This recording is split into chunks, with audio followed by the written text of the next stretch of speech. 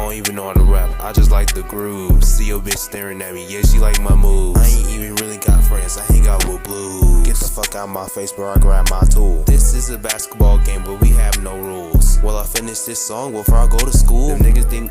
What's up, YouTube? It's your boy J2Tones, but I'm back with another video. And today, we're watching a video about the worst types of family members. Tell me if you got any of these type of family members, or fucking shit. Are you one of these family members? Shit. Let's get into the video. Family. Love them or hate them, it goes without saying. They are a major reason for who you are today. Ultimately, they created the foundation of your being. Whether that foundation is good and solid or seconds from collapsing, it's because of the fam. Do you think my cousins would be who they are today if I didn't slap them in the middle of their sleep and chase them around with knives? Do you think I would have became the man that I am if my mom didn't give me that bloody nose for scaring my little brother in the car wash? I'm not gonna lie, that probably wasn't very necessary. But with that being said, allow me to present to you the worst types of family members. First, deadbeat dads. Dads have been going to get milk and never returning for centuries now. That method's so played, you would have thought they would have patched it by now. Parenthood is the scariest hood you ever gonna enter, and some niggas is just not up for it. The father figure is such an important role because it's part of the reason why some of these niggas are so odd and weird, and why some of these women have body counts that exceed the millions. There's a reason why under certain shit you gonna see somebody. First of all, let's forget my dad, man. It's fucking like weird nigga. Comment fatherless activity, and these niggas have a different level of demon within. You know how much you don't gotta give a fuck to see an innocent child look him in his face like this and be like, all right, young nigga, have a nice life, because you're not gonna be seeing me no more. The Lord hit me with a double whammy. My dad passed when I was 2. He up there listening to new Tupac songs and shit. But I also grew up with a stepfather that I saw as my dad. As a kid, you so oblivious to shit, I thought life was all good. My mom was about to give me a whoop and tell me go in the closet to go grab a belt. I open it up and only see her stuff in there. I'm like, what happened to dad's clothes? She talking about she gonna tell me after she give me this whooping. Come to find out they were splitting up. When I finally talked to him about it, he would tell me, don't worry, man, I still love you. I'm gonna see you all the time. This ain't nothing. Now we'll have a game one day. Nigga talk about he coming to pick me up. But safe to say I missed that game.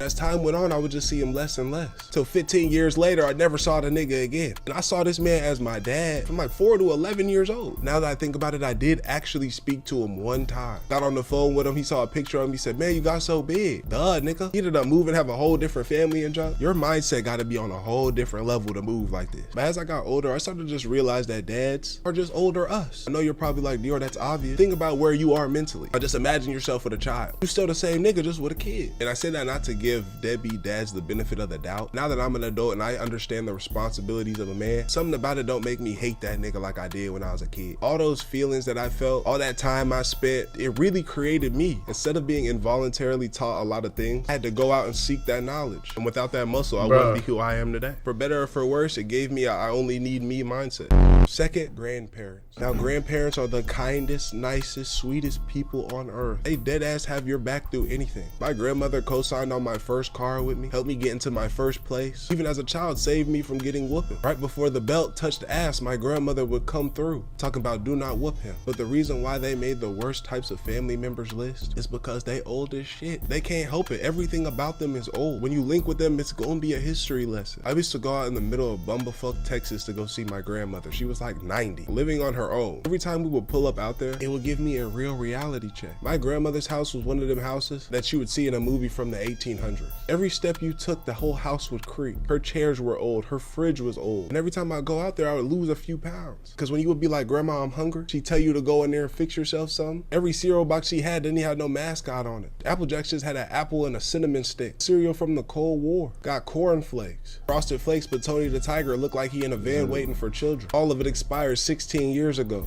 Hey, my grandma stayed stacked up with the noodles, so. My grandma had some bread that was moldy at the front and the back. I said, Grandma, you need to go ahead and throw that away. She said, no, the bread in the middle's still good. You and that old ass bread and old ass mindset can get the hell out. And an old grandparent from the South is even worse. Have your ass eating the most bizarrest of slave food. Frog calves and chicken spines and shit. Another thing about grandparents is that if it's not money, they give the worst of gifts. The worst thing a kid can get from Christmas from their grandparent is clothes. Because it's gonna be straight bullshit. Tube socks and junk. I remember my grandma came through with some gifts. Me and my cousins opened it up as some jeans. When I tell you these was the most starched boot cut shits we've ever seen in our life, it was so bad it wasn't even one of those gifts where you act like you like. We said thank you, but it's not it. And don't ask them for nothing specific. I remember when I was younger, I asked my grandma to get me 2K14. I got 2K7. She called me a month later, asked if I was still playing that game. I just lied and told her yeah. Lastly, about grandparents, everybody didn't experience this, but if you had a real church lady grandparent, my grandmother used to have us in church like it was school. When Sunday would come around, she would come through, pick all of us up, bring us straight to this little ass church. Let me break down how serious they took this. My grandfather lived a 600-pound life. The only places I saw him were in the bed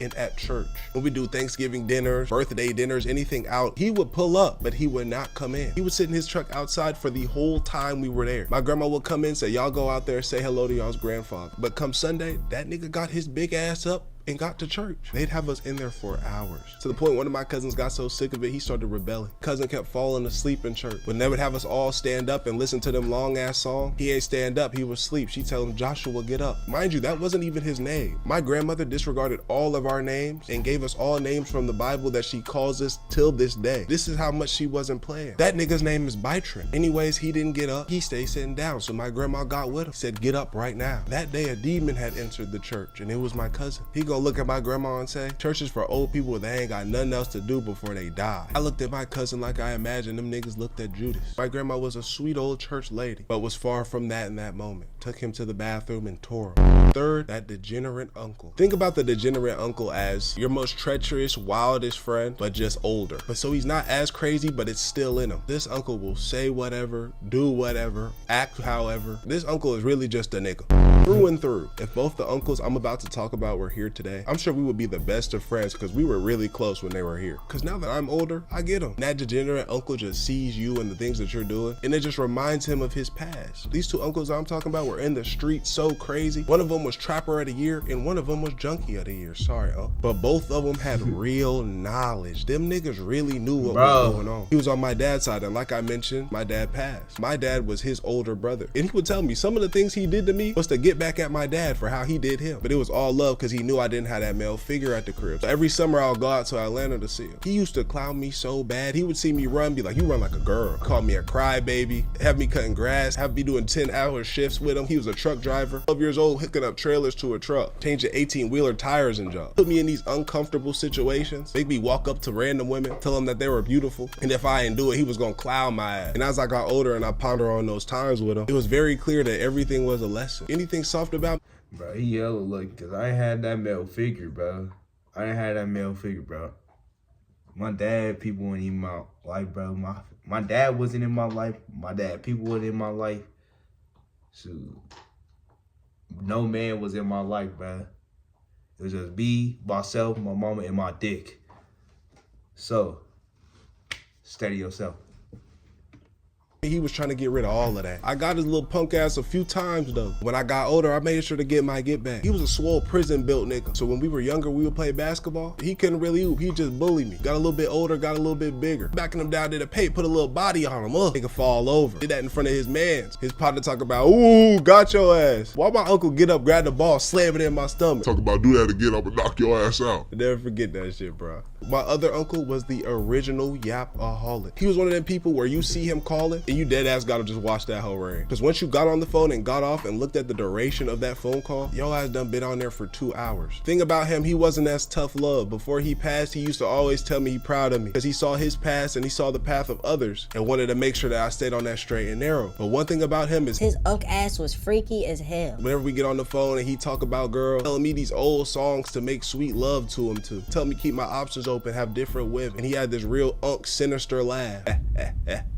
After everything he said. I remember one day he called me. I picked it up, he asked me what I'm doing. I said I'm kicking it with my girl, thinking he gonna let me get off. He said, yo girl, send me a picture of worst mistake I could have done. I sent this nigga a picture of my girl. You would have thought the nigga had an orgasm on the phone. He talking about, oh man, if I was your age, I'd take your girl. I'd be on her like white on right. I'd be on her like bubble gum on the bottom of a shoe. Mind you, these are actual things he was saying to me. Like, watch out, Unc, man, I'm laughing with him. And after that, up until his passing, he always asking about my girl. But one thing about both of them, they was always giving game. For the most part, they was always right. Fourth, siblings. Siblings start out as some of the most annoying motherfuckers on this planet. At least how they were for me. They have age gaps. I don't know how it is for y'all who have close siblings. I'd imagine it's the same though. Of course you love them, but early on they always on your dick, worrying about what you doing, where you're going. Who is that? Who is this? But ain't it funny, as you get older, them become your people. Y'all be locked in, plugged in like a socket. They start out as your biggest op, but then y'all come together because y'all have a common enemy, your parents. I was the only child for 10 years, didn't have no other little niggas to worry about. Then came my little brother. Like I mentioned, deadbeat father, that stepdad that I had, that was his biological dad. When my mom was gone grinding at work, I had to take care of my brother all the time. Niggas come to my door, can Dior come outside? I'm like, nah, I'm watching my little brother. I'm talking about this went all the way through high school, bro. I was taking my little brother to school, missing out on money, fun, girls. And that little ungrateful nigga used to snitch on me so bad. I remember I came into the house, my mom just, I'm gonna just say this. The beats I'm bobbing my head because this beat is hella hard. looked at me, said, you grounded, you can't go nowhere. I said, what would I do? How's your little brother saying he's seeing smoke come up in the air from you outside? I said, oh no. Now he's 15, living his life, doing his thing with a little brother to tell on him. And I just thought about this. When I got older, I didn't have a lot of people to call on for financial help. Since my little brothers see my YouTube channel, some of their friends showing them my TikTok, these niggas think I'm making $1 million a month. They already ready to drain my pocket. Fifth, mothers. Now, if you haven't seen a common theme through this video, family members is just a title. Obviously, you can see the love is strong and deep for every single one of these people. Even a deadbeat dad, there's some love there for that nigga still. So don't take it serious. The reason why moms made this list is because they love you too much. Your mom loves you so much that she becomes the biggest op. The only thing she's worried about is what's best for you. You be wanting to make bad decisions, go off the deep end. She gonna be right there. Bro, my mom is like that. What? So, yeah, my mom was like that. My real mom passed away. I live with my, what's it called? She's my cousin. I live with my cousin, but they said I was calling her mom and shit like that. So, like, that's how I just still call her mom today.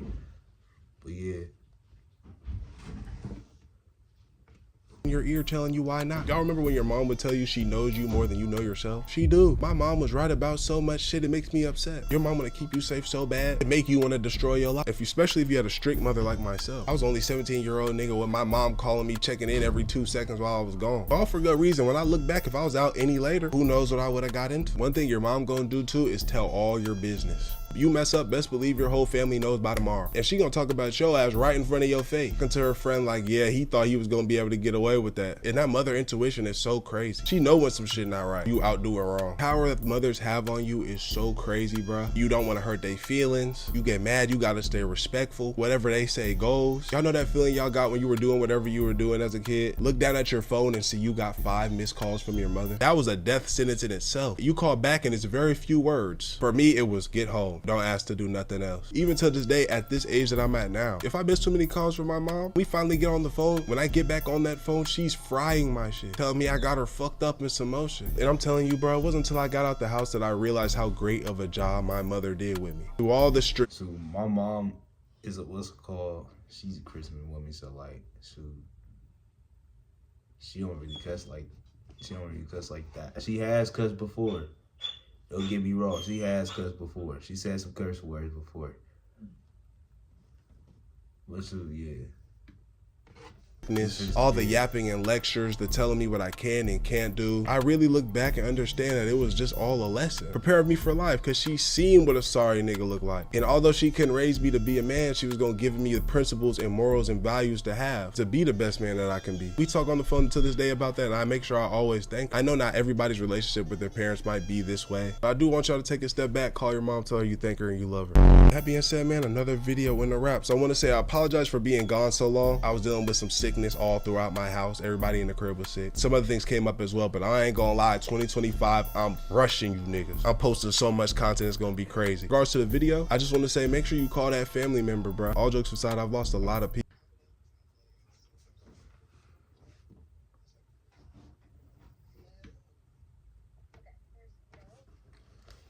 All right, y'all. Yeah. Life lesson. Talk to your family before they pass away. You know what I'm saying? Spend time with your family before they pass. Shoot. And shoot.